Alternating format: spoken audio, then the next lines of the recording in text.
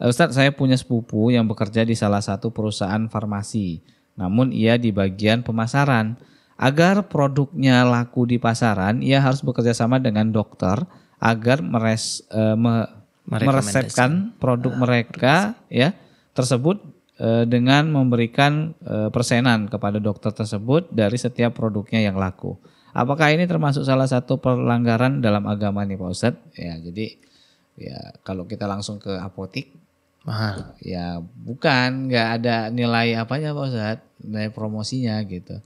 Tapi kalau dokter-dokter yang kita datangi, klinik-klinik yang kita datangi, misalkan vitamin untuk ibu hamil kan gitu. Ini datang dia, ini jualkan punya kami, nanti persenannya harganya segini buat ibu-ibu. Biasa ngambil di apotek sekian kan, kalau ngambil langsung sama kami persenannya lebih tinggi dia dari harga pasaran.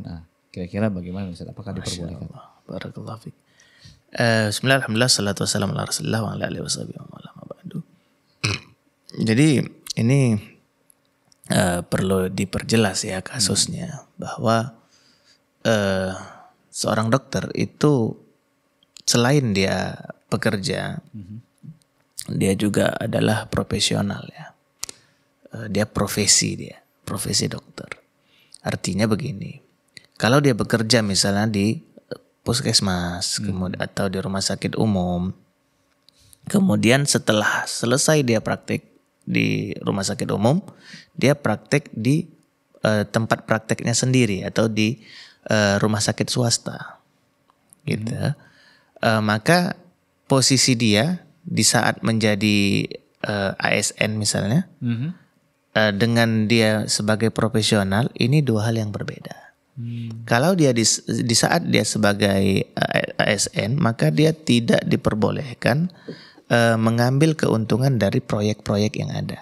Di antara proyek yang ada adalah obat, kecuali atas dasar izin dari atau sepengetahuan dari lembaga resmi yang menaungi dia. Seperti itu. Contohnya seperti ini. Ini misalnya rumah sakit umum.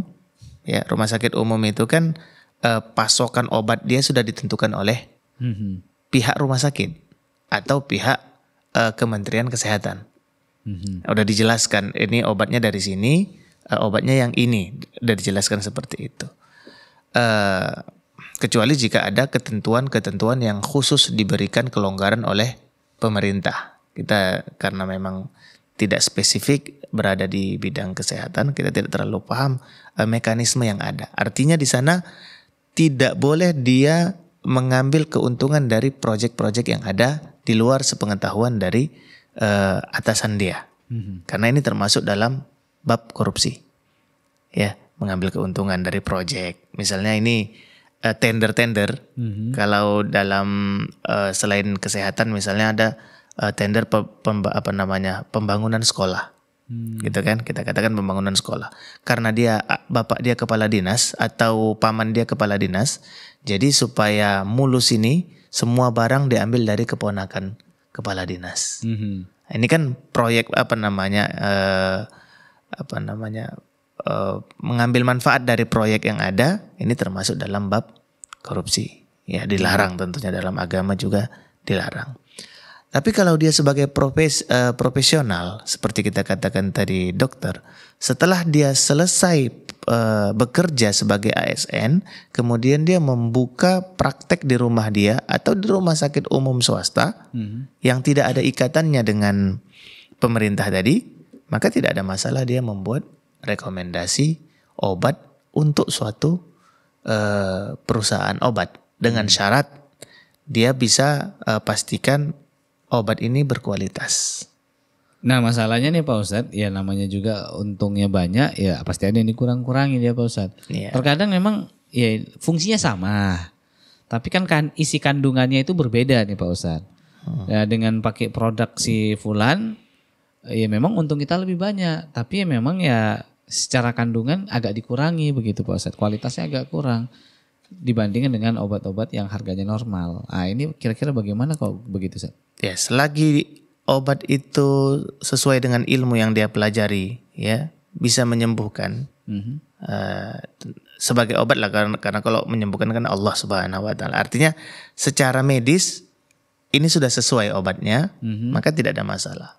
Tapi kalau secara medis saja dalam ilmu yang dia pelajari, ini pasti tidak bisa menyembuhkan karena memang yang sakit A yang diobati Z misalnya dari kandungan obat tadi, maka ini termasuk penipuan.